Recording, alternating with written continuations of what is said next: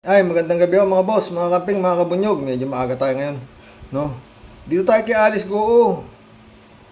Sikat pala itong Alice Goo na to. China Insider. Oh. Kung saan siya ng The Curious Case of Xi Jinping. Marami siyang puro Alice Goo, no? Pakinggan natin to. Welcome to today's video. Again, this is being made on the fly because we're now getting lots of new information regarding Alice Guo, or should I say Guo Huaping, of the Jingzhou city in Fujian province in China. So, according to a documentary released by Al Jazeera, which is called She Zhijiang, Discarded Chinese Spy or Criminal Mastermind, it's a one-on-one niche documentary from Al Jazeera. They actually talk about Alice Guo, and in this part, which I will play here, shows Alice Guo has actually I'll show you the picture.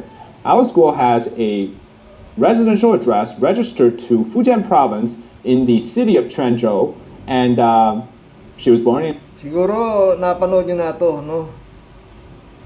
Hindi niya halat ito inaamin eh. To, yung sa kongreso, yung Quadcom. Oh. Xie Zhijiang? Hindi po, Your Honor. Hindi po, okay.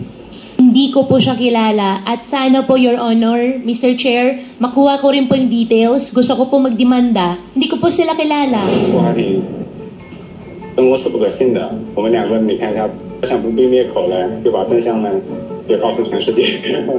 Totally po, hindi po ako spy. Hindi ikaw yung nasa picture. Hindi po ako spy, hindi po ako nasa picture, at hindi rin po, Your Honor, ako yung sinasabi niya. Definitely, hindi po ako spy. Okay. Relax ka lang. Bakit ka galit? Kasi po, ganun din po yung nangyari last time. Sinasabi po nila spy ako. Mahal ko pong Pilipinas, Filipino po ako, hindi po ako spy. Hindi na natin pahabain yan. Oh, di ba? International na yung mga nakakaano dito sa nangyayari sa atin dito sa Pilipinas. At talagang nasabi naman na siya spy. Oh, di ba? Definitely hindi ako spy, mahal ko ang Pilipinas. O ganun. Nagbigay na tayo reaction dito kay Alice Goo, dito kay Guo Huaping na to, no. Tinatanong ko siya kung hindi raw siya Czech, Pilipino raw siya. Siya raw si Alice Goo. Pero pag tinatawag naman yung pangalan niya sa kongreso na Guo Huaping, tinatanong siya, Guo Huaping, ganito. Sumasagot naman siya. Di ba dapat, kung hindi ka si Guo Huaping, hindi ka sasagot.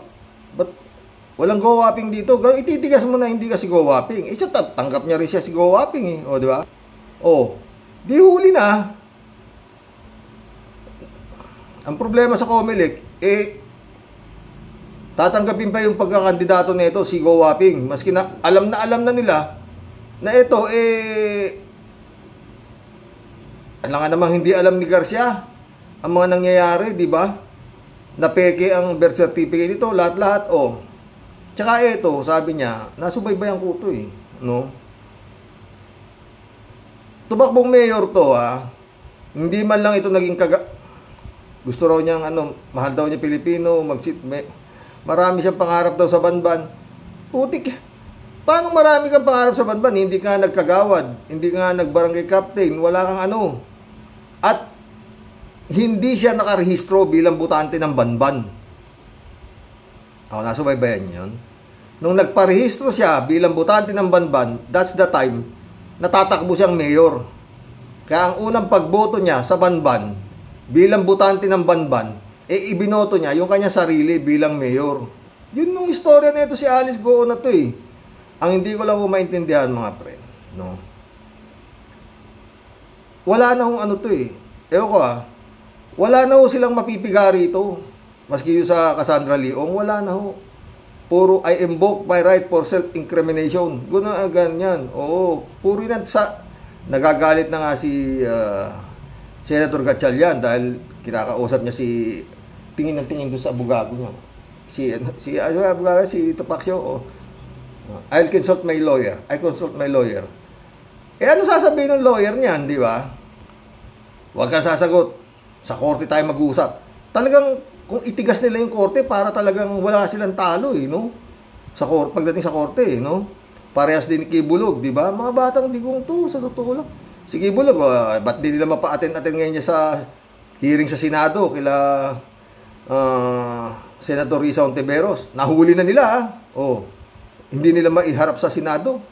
Oh. Ilang beses silang inisnab sa Senado, sa Kongreso, di ba? O ngayon, nandiyan na, hawak niya, hindi niyo maiharap. Hindi niyo maalis yung takip sa mukha, eh. Pagpupunta sa ano, eh. Hearing, eh. May virtual hearing pa. O, di ba? Eto, mga boss, no? Ito si Kibulog, itong si Hugo Waping, itong si Cassandra Leong, lahat ho yan. Nakaasa yan sa sinasabi ng abogado nila na kayang-kaya nilang ilaban na mapapawalang sala sila. Oh, yun ho yan. Kaya yan, pero Nobel recommended din, di ba? Pero matagal pa ho yan. Tatagal yan. Diyos me. Aabutin pa ho ng siyam-siyam yan. Oo. Baka nga makapag-file pa ng kandidas ito, eh. Sigawaping. Alam mo yan. Oo. Ang tanging pag-asa lang dito, mga friend, no? Kung dumating yung punto, hindi natin alam kung kailan. Alam niyo naman yung korte, di ba? Pag itong mga ito, nasintensya na ng guilty beyond reasonable doubt at nabasahan na ng guilty beyond reasonable doubt at ipapasok na to kung saan, kung mamumuntin lupa to o kung saan pupunta to, baka doon magbago ang ihip ng hangin. Kasi nakaasa pa rin sila na kayang-kaya nila ang korte. Para kagaya ng ano, di ba? Si Kibulog, ganun din, ang mga sinasabi ng abogado niya na kayang-kaya namin yan, mapapawalang sala yan, mga ganun. Pero pag binasahan na si Kibulog ng sakdal, na pinasahan na siya ng sentensya na ganito-ganito, o, di ba? Yun yan. Baka doon mag-iba ihip ng hangin, no? Tapos na, kumbaga. O, apila-apila sila, pero naka-oblo si Kibulog. Ewan natin kung hanggang sa tatagal. Ganon din ho to, sila gawaping na to, oo. Pag ito ay na-guilty beyond reasonable doubt na to, baka mag-iba ng hangin, baka magkakakanta na ito, oo. Parang kagaya nung ginamit nila Garma, yung pinapatay yung 3 inchik, o, di ba?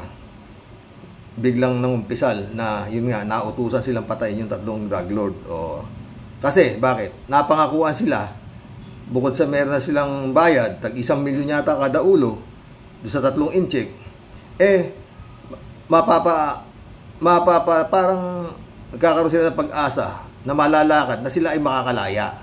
Yun ang pangako yata sabi nung mga pumatay do sa mga inchik, di ba? O yun ano diyan. Ganon din ho yung si Mendoza na nangumpisal na. O ha? Na tinuturo rin si Garma saka yung isang lalaki. Muta ko yung lalaki na yun. O, puro mga taong di kong huto eh. Baka pa marami pang lalabas, mga friends, sa totoo lang. Bilib ako pag napanood ko na may interview kay Turon. Kay Turon. Oo, talagang parang ano siya na talagang walang kasalanan si pastor. Okay, Turon. Turon. Paulit-ulit ha. Napakaraming kaso niyan. Ang datibay ng testigo niyan, no? Pag itong si Kibulog na kalusot, ha, Turon, napakagaling mong abogado, totoo yan, ha? Si ano nga yung may-ari ng Dakak, si Congressman Halushos, isa lang ang nag-ano doon, Turon, tandaan mo. Isang babae lang na nahatulan ng reclusion perpetua yun. Eto, dami-daming nag-aakusa, may mga foreigner pa na pinagkakaplog niya. Ewan ko kung gaano kagaling tong si Turon. Dalawa itong abogado ni Pastor Kibulog. Di ba? Yun. Kaya, pag nakalusot ito si Kibulog dito sa korte rito, ewan ko. Pero hindi siya lulusot sa FBI, ha? Pakinggan nyo itong abogado ni Kibulog. The preliminary conference on his child and sexual abuse cases has begun. Kibuloy's lawyer, Attorney Israelito Torion, said his client was only able to join virtually yesterday. Torion said they will continue to appeal for Kibuloy's house arrest due to his medical condition. He also maintained that the embattled pastor is innocent despite various evidence against him. He is trying to understand all the bad things that are happening to him. And this is indeed a season of tribulation against him. But soon, there will be a season of vindication likewise. Mataling haga magsalita to si Turon eh. Si Torion eh, oo. May mga stars pa siya eh. Mga kung ano-ano, tingnan mo ito. As long as the sun rises in the east. Okay, tamo, lakas na. Matindi to, abogado na to.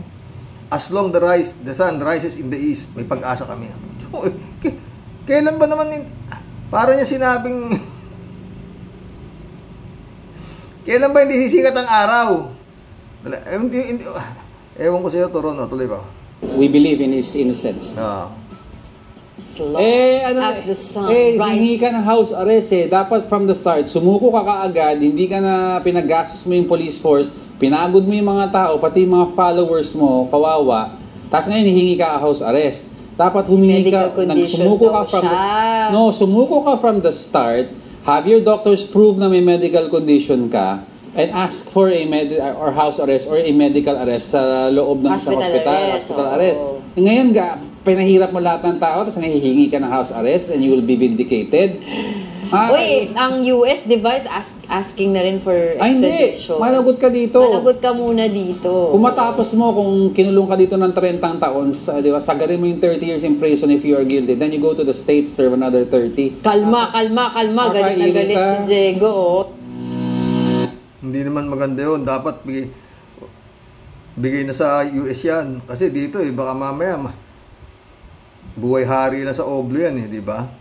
Mga friend. Sa bagay, sa dami ng pera ni Kibulog, baka pwede niyang gayahin to. The luxury prison of the ultra-rich.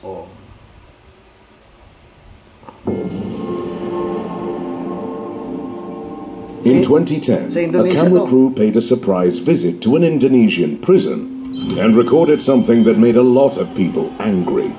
In fact, what they filmed caused an international scandal. Before I show what they recorded, let me introduce you to the prisoner at the center of the scandal. Her name is Artelita Suriana. Artelita is a businesswoman who was sentenced to 5 years in prison for bribing a government official. But even though Artelita... bribing a government official lang, nakakulong siya ng 5 taon, Napakayaman daw nito. Oo. 3 months ago lang tong vlog na ito Was in jail, she was still filthy rich. And so Artelita decided to use her money to make her life behind bars as comfortable as possible. In other words, the woman who was in jail for bribery... Ibuloy, baka kayang-kaya mo naman to. Ewan ko lang kung sa Indonesia to, pwede palang tapalan yung mga prison warden doon mga warden sa kulungan wanted to bribe more people when she was in jail. And that's exactly what she did. Artelita paid off the prison warden and guards, and in return, they transformed her damp, grimy prison cell into a luxurious 5-star hotel pad. When the local television station was tipped off about what was happening, they decided to pay a surprise visit to the prison, and they were amazed by the kind of life Artelita was living. This is the 64 square meter cell of a businesswoman shown on Indonesian television. She was caught red-handed during a laser beauty treatment. Her comfortable life in prison suddenly ended after a surprise visit by a team established to clean up the corrupt justice system. Her prison cell had a flat-screen television, a king-sized bed, a private bathroom, and access to a karaoke machine. But there was more. Artelita had 3 maids who served her like a queen. She was allowed to receive unlimited visitors, and last but not least, she had hairdressers and beauticians come to the prison to give her beauty treatments. When Indonesians saw the videos of Artelita's luxurious life behind bars, they were furious about the special treatment she was receiving. But although Artelita had to pay bribes to make her life in prison comfortable, there are certain prisons that were actually designed to be luxurious and cozy. In the the the luxury prison of the ultra-rich. O, malay mo, Kibulog, pwede sa iyo dyan. O, diyan kaya pakulong sa Indonesia. Baka meron ka pa night duty dyan, o, di ba? Ay, nako, Kibulog ka. Pero ganun pa man, ayun nga, sabi ko, mga friend. Pagka nakalusot si Kibulog dito, siguro pinakamagaling na abogado nato si Torion. Sa totoo lang, Pero yun nga, baka din, baka. Pagka walang nangyari dyan at nabasahan na sakdal si Kibulog ng guilty beyond reasonable doubt, patay kang bata ka, baka magkakakanta na rin yan. Baka, diba? Ganon din tong mga babae. Nasa Mandaluyong Correctional na yata si Cassandra Leong. At si nasa Pasig. Pero nagsumihirit yung mga abogado nila, gaya nito si Topacio, diba? Ito pa po isang topic. Marami tayong topic ngayon. Parang halo-halo special. Ito. Ang tunay na kulay ni Stephanie, binulgar ni Kibuloy ang kwento sa likod ng pag-iyak sa camera. Lahat mga kababayan, sana po ay nasa mabuti kayong kalagayan. Kamakailan ay napanood natin sa channel na ito ang naging testimonya ni Stephanie Ibarra at ng kanyang pamilya tungkol sa kung paano sila namumuhay sa kingdom kasama ng kanilang leader na si Apollo Quiboloy. Ayon sa nanay ni Stephanie, isa daw sa mga pinakabawal sa loob ng kingdom ay ang flirting o paglalandi. Ito daw ang dahilan kung bakit masaya siya na napabilang sa mga pastoral ang kanyang anak dahil nag-groom daw ito ni pastor ng mas maayos. Bawal ang paglalandi sa kingdom. Si Kibulog lang pwedeng manglandi. Ganun ba yun? Tuloy. 30 years in the ministry, I have seen how they've been groomed. I am very, very thankful na anak ko nilagay doon sa pastoral. Ano mo tinuturo doon? Una, best, o maging maayos ang kaisipan na walang malis. Bigyan ng integrity. Kaisipan na walang malis. Ang ganda ni Stephanie. Maganda rin yung kapatid, At dignidad ang buhay nila bilang babae. At pamberuan, bawal ang flirt. At pamberuan, bawal ang flirt. At pamberuan, bawal ang flirt. Okay? So I don't believe on such allegation na gagamitin si Pastor. Speaking yung nanay ni Stephanie, Pero Belita, sa gabi raw nagtatrabaho to At saka broken family, Tuloy. Dahil si Pastor mismo ang ayaw at hindi umaayon sa lustful gesture. Kasi hindi talaga pwede dito yan. Hindi pwede yung mga gawain ng mga kalaswa. Ito yung kapatid ni Stephanie na sinasabi ni Arlene Stone na isa rin sa tinuhog ni Kibulog. Sa Kingdom Nation. Kasi hindi talaga pwede dito yan. Hindi pwede yung mga gawain ng mga kalaswaan sa Kingdom Nation. Kasi hindi talaga pwede dito yan. Hindi pwede yung mga gawain ng mga kalaswaan sa Kingdom Nation.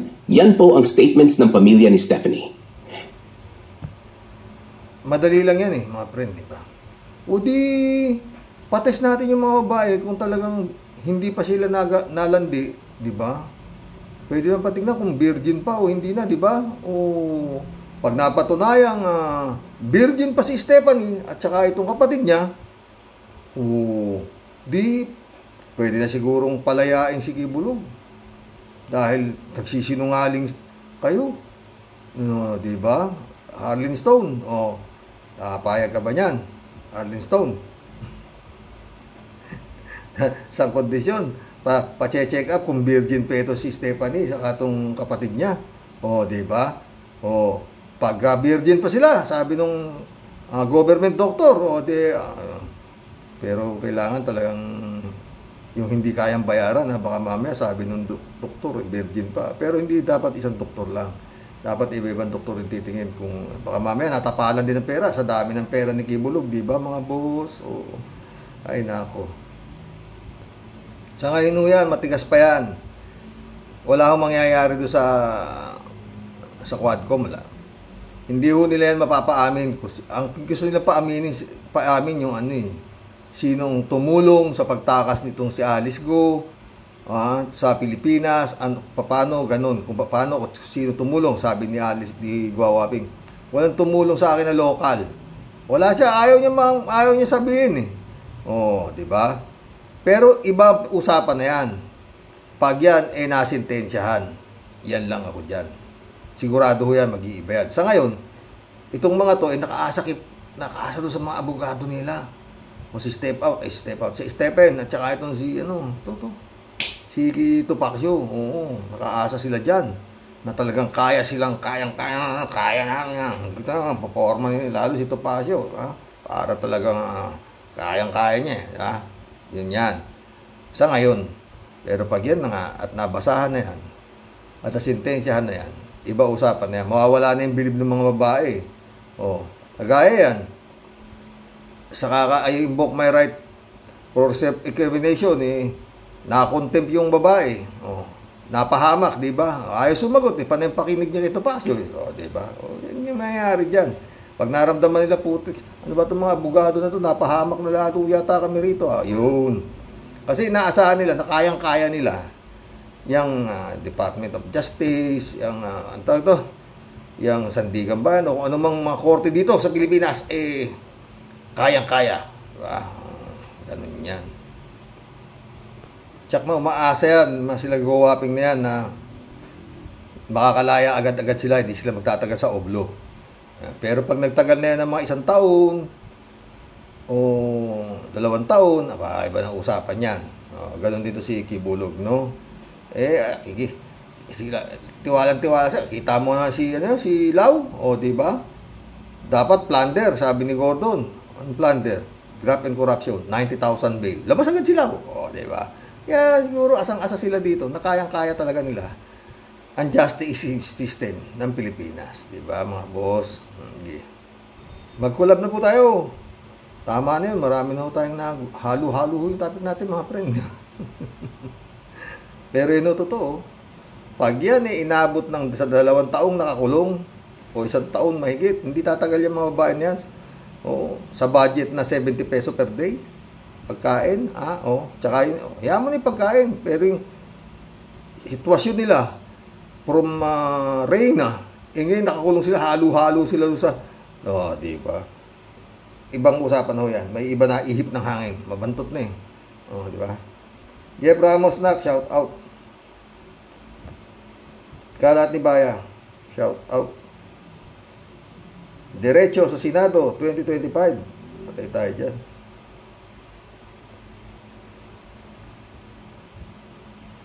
Jack Romansanta, shout out. Ano ang nakapagtataka sa administrasyon sa pamumuno ni Duterte? Puro katiwalian at patayan. Sa dinami-dami ng testigo at ebidensya, bakit hindi nila kayang ipatawag si Duterte? Bahag ang mabuntot ng Quadcom.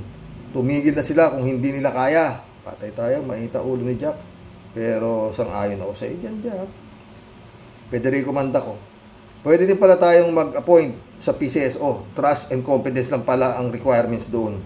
At saka kapal ng muka ng nag-a-appoint at ina-appoint. Grabe itong huling akusasyon kay Karma. Ang pagpatay daw sa dating PCSO board directors. Saka yung kasalukuyang Napolcom chairman. Grabe. Hindi basta-basta yung mga pwesto nila. Hirap ang banggain yan. Hindi ba dapat palitan muna ito hanggat may investigasyon pa? Kasi pwede niyang gamitin ang posisyon niya. Totoo yan, Federico. Ewan ko, Johnny Bigod, shout out. Gandang gabi, Karoke. Halatang nagsisinungaling itong si Karma at Leonardo. Sila yung tinuturo ng mga gunmen sa pagpatay kay Barayuga. Dapat dyan ay ikulong na habang buhay. Tsaka tiyak, may kinalaman din si Digong dito. Kaya dapat lang ipatawag din siya sa Senado sa Kongreso.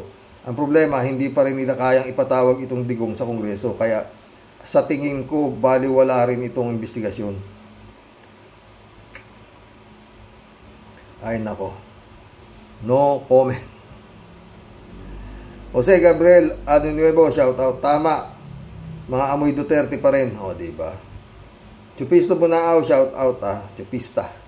Good evening kuya at sa inyong may bahay at sa mga ka-warriors. Diyos ko, mahabagin. Anong ibig sabihin ni Sir Llamas na sigurado na raw po ang 10 kandidato ni PBBM? Ano po yan? Magic na naman? Nga Pere. David Alvin Mendoza, shout out. Hello po, Karox. Unti-unti na po lumalabas ang mga krimen ni Digong at ang mga malalapit niyang mga tauhan. Talaga pong kapag dadhana ang gumalaw ay walang makakapigil. Sana nga po ay maparusahan ang lahat ng may sala nung panahon ni Digong. Diba? Ay, intay lang tayo. Hilarion Hernandez, welcome to the club. Sumpain si Digong Duterte and his friends. May God give them misfortune, super bad luck, and super bad karma. Sana.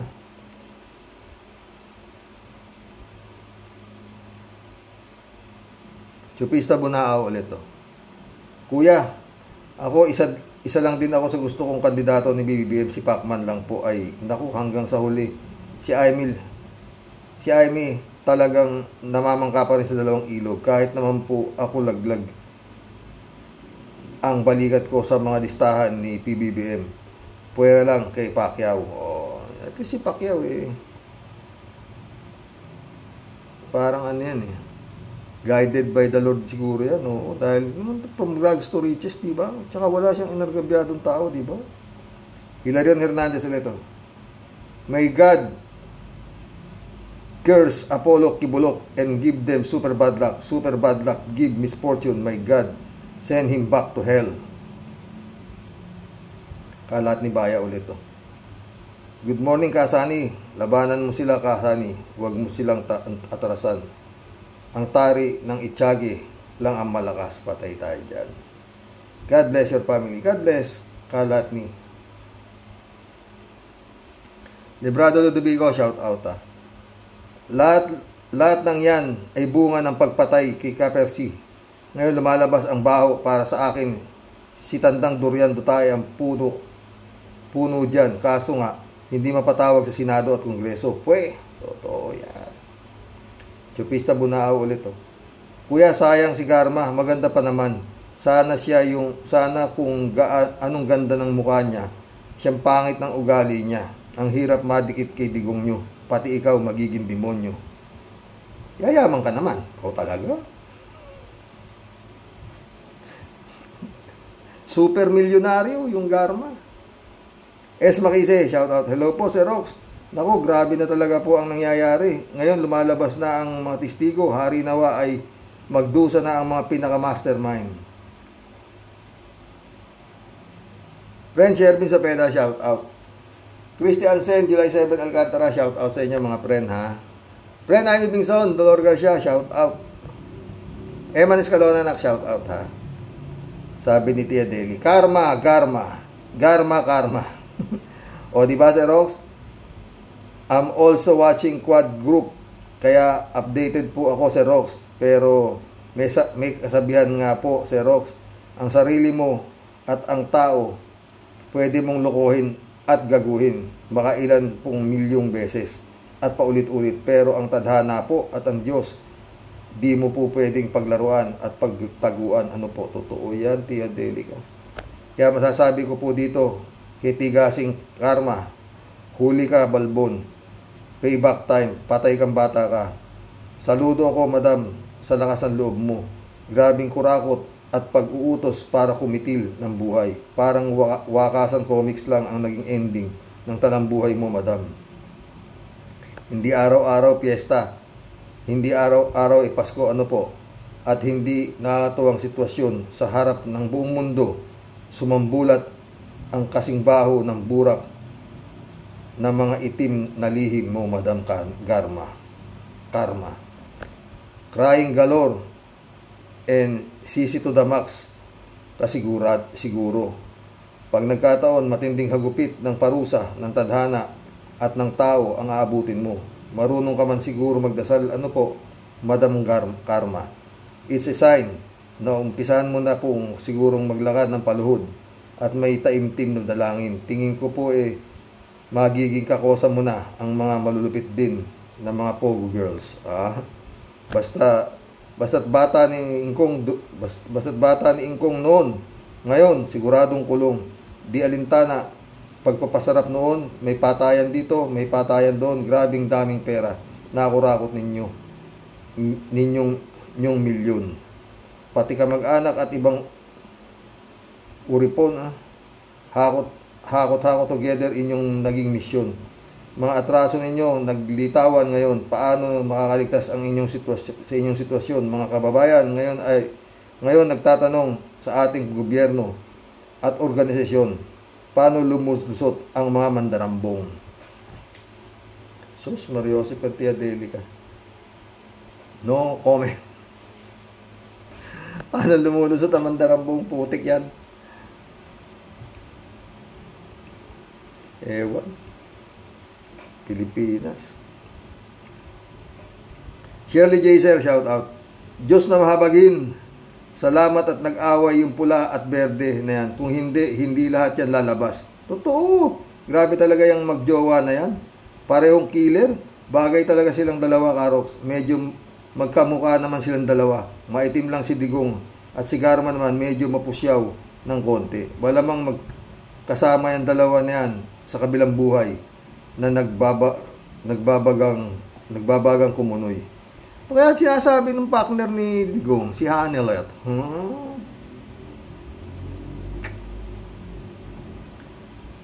Hay, grabe. Kumukulo ang sikmura ko, Karox, sa pakikimig sa hearing na yan.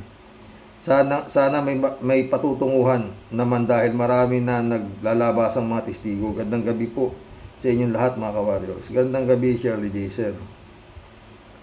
Rodelia Alpilor, shout out, ha. Hello po, Sir Rox, at sa mga kabosing po. Oo nga po, Sir, bakit mga line-up niya kala Cuba, bagong Pilipinas? Kala ko ba bagong Pilipinas na gobyerno niya? Mga dati na mga yan, sus, BBBM naman. Ay, nako. Rodelia Alpilor. No comment. Al-Olalia, shout out. Ang mga alagad ng abusadong leader na Duterte ay ginagarma na. Kinakarma na. Si Duterte ay masasabing terorista sa sariling mamamayan. 2016 to 2022, kinulog ng takot ang karamihan, lalo ng mga anti-Digong Duterte. Good day, Sir Rox, at sa mga ka-warriors. God bless. God bless, Al-Olalia. John Sanchez, welcome to the club. Mister, sa totoo lang, bakit po madalang na kayong mag-vlog?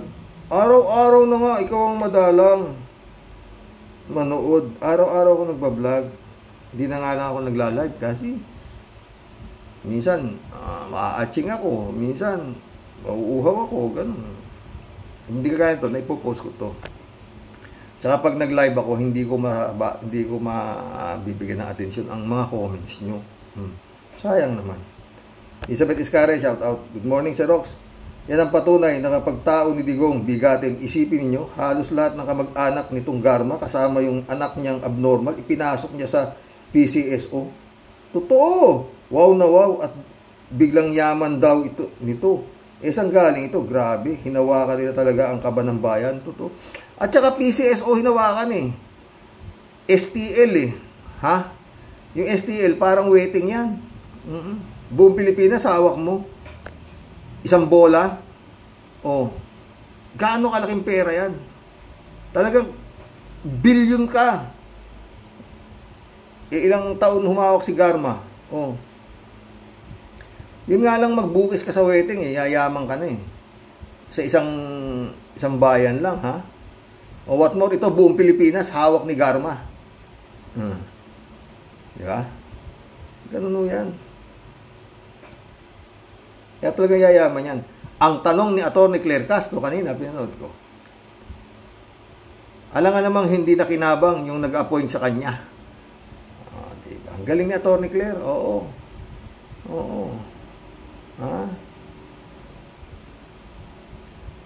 Tsaka yung mga tumatama sa loto.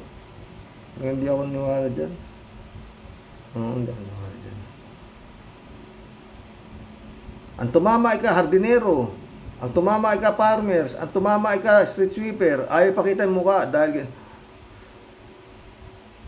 tsaka nung biglang Robles ba yun, biglang madalas tamaan yung loto, puta na pa, dati dumadapot ngayon, sandali lang kinakatay na Ego yung sa Kung yung eleksyon na mamanipula eh. Isip-isip. Yan pa tatama sa loto. Oh, di ba? Meron mga time halos almost 2 months walang tumatama, oh, di ba? O ngayon, malaki na. Walang tumatama, oh, sige, gawa ka ng winning ticket diyan. Baka ha. Oh, may tumama ka. Pulube. Ayaw pa sabi pangalan. Putik, ano ba yan? Elizabeth Iscario. Kasuhan na dapat mga yan at baka mamaya magtago na yan. Ibang klase talaga ang galawan ng dating administrasyon. Lahat ng klase ng illegal pinasok nila. At isipin niyo, bigla nilang naging general manager itong bata ni Digong na si Garma diyan sa PCSO kasi andito ang malaking pasok ng pera. O diba? Big time agad. Totoo. Sabi ko eh. Elizabeth Iscario ulit oh. Si Rox, paano nila patatawag yan si Digong na yan sa hearing ng Quadcom? Di yan courtesy sa Rox, kundi sobrang takot sila dyan kasi nga nasa paligid pa din nito ang DDS at simple lang sa kanila ang pumatay. Totoo. 3JC of shout out ha. Si Rox, si Pacquiao iboboto mo? Oo na. Well, nasa iyan. No? Remember what he did with De Lima. Kung makadyos siya, dapat that time pinairal niya ang tama.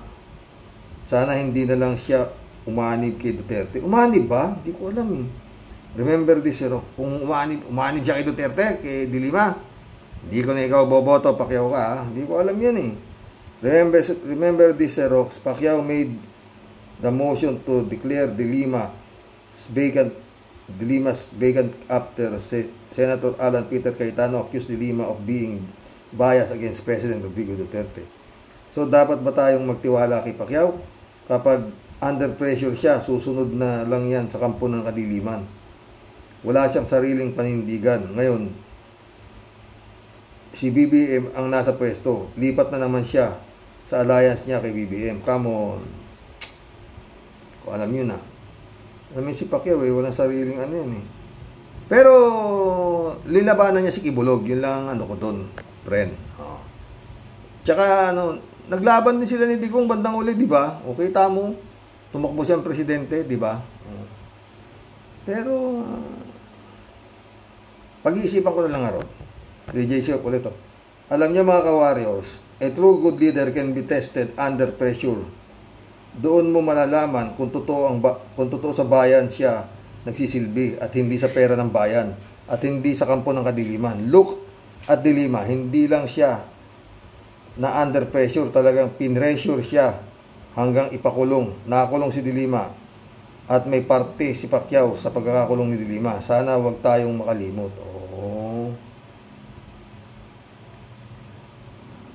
3J Shop ulit. Mabait daw si Pacquiao. Kung ba nagbibigay na regalo sa sarili niyang pera? Kung di siya kurap? Hindi nga siya kurap sa pera ng bayan, but kurap sa moralidad. Sa tingin niyo ba, halimbawang makabalik sa kapangyarihan ang mga Duterte? Huwag naman sana. Do you think Pacquiao will side with BBM? Siyempre, balik Duterte ang katapatan niya. Matatakot siya sa kapangyarihan ni Duterte. So, nasa inyo yan. Pwede siyang makatulong sa bansa, maraming paraan, but not politics because he can be one of those we hate. Oh, diba? Kaya nga sabi ko kay Pacquiao, tuloy na lang niya yung ano niya. Kasi si Pacquiao, ano ito eh.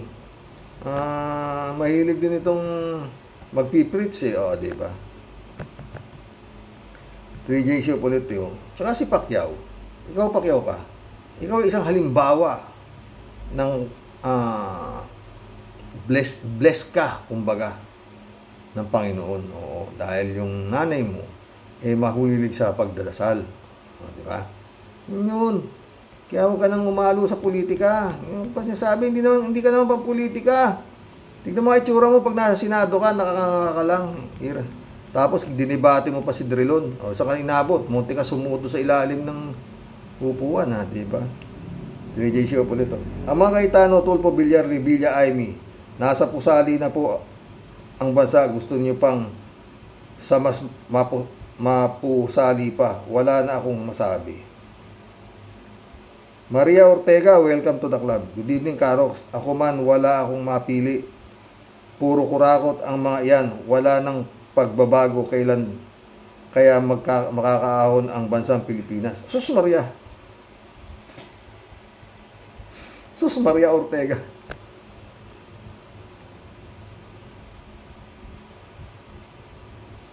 Hindi ko pa nababasa doon sa bolang kristal ko yan kung kailan niya sinasabi makakaahon. Oo. Ted, shout out. Gongdi, puno at dulo ng kasama. Gongdi, puno at dulo ng kasamaan sa buong Pilipinas. Davao, pugad ng mga kriminal. Kriminal lang po. Mga Davaoenyo, si Gongdi, ang utak. 3J Shop ulit to. Mas tutuunan muna natin ng pansin ang mga kandidatos ng oposisyon. Tingnan natin ang kanilang mga platform. At sabi nga ni Ka-Percy, yung track record nila. Alam naman natin ang mga track record ng mga kandidato ni BBM. Kasuka. Hintang ulo na naman. Ni Jane Labay na. Cesar Manalo, welcome to the club. Yan si PBBM, gusto niyang lugmok. Yan si PBBM, gusto niyang lugmok ang buhay ng mga Pilipino. At yung line-up niya ay mga kampo ni Duterte. Magbago ka naman PBBM, katulad mo rin silang maka-China, lalo ka na PBBM, pareho kayo ni Duterte, maka-China. May itang ulo ni Cesar.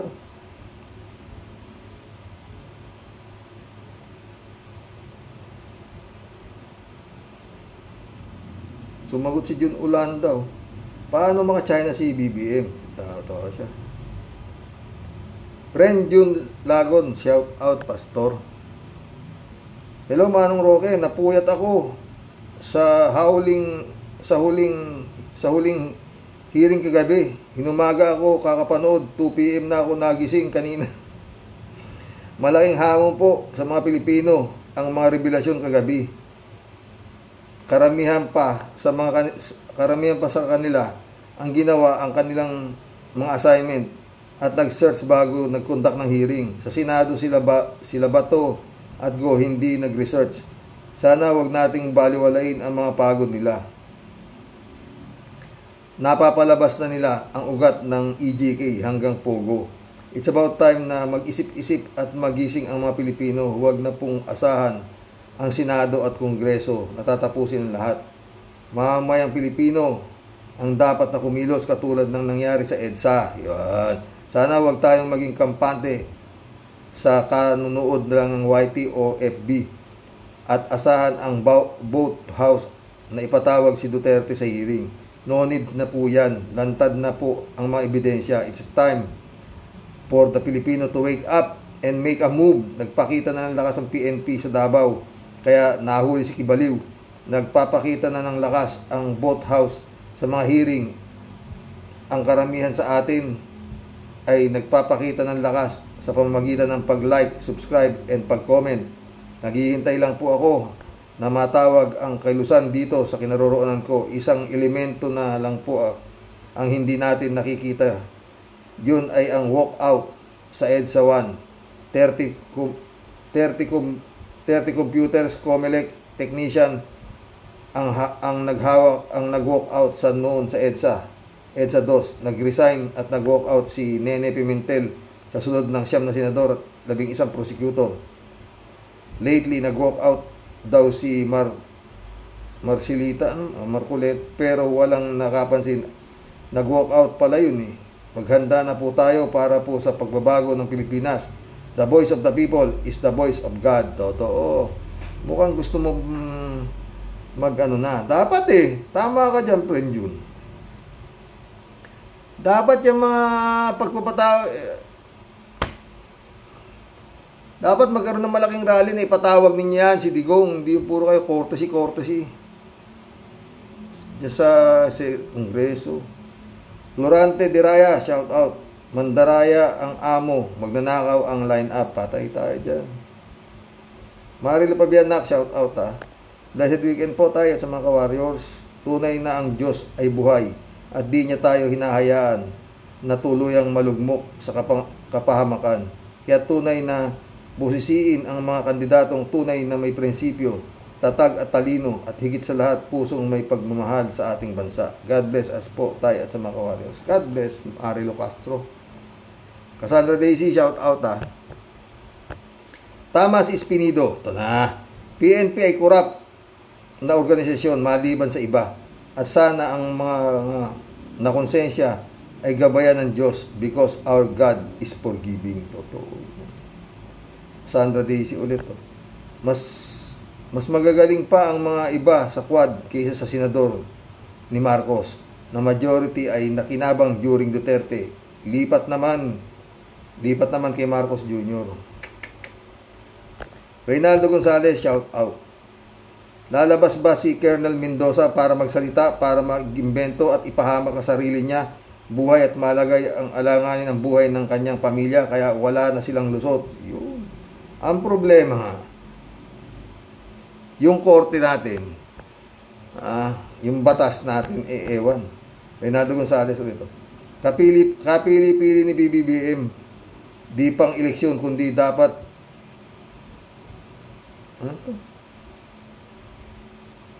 biguan ng eleksyon. Divine Wilson, shout out. Hindi lang unethical appointing 7 relatives, it's nepotism against the law, kapal talaga. At todo excuse pa. Totoo yan, Divine. Joe Flores, my friend, shout out ha. 3J Show ulit. Si Rox, alam mo sinasabi ni Alice Go alias Go Waping? Mali ka na naman. Anong Alice Go alias Go Waping? Go Waping alias Alice Go, na hindi siya spy. Kung ang US, Canada, Australia at iba pang mga progressive na mga bansa natataniman nila ng spies, sleeper cell, ang Pinas pa kaya, ang mga tao na gobyerno, although hindi lahat, pero majority nasusuhulan. Siyempre ang laking suhol ang tinanggap ng ahensya ng Pinas na nagpo-process ng mga birth certificate. Kaya libu-libong Chinese ang nabigyan ng Filipino citizenship. Sa Davao pa ito nangyari, at alam naman natin ang hari ng Davao kung sino. Kaya madaling bumili ng peking birth certificate, tapos boboto kayo sa dating mga senador na Maka Duterte. Yun nga eh. 3J Shop ulit oh. Itong babaeng Garma, ayon sa gun runner, siya pala ang nag-utos ipatigok ang abogadong dating nasa PCSO para di makapagsiwalat ng ginagawa ng babaeng Garma. Kababaeng tao, halang ang kaluluwa. Yun nga eh.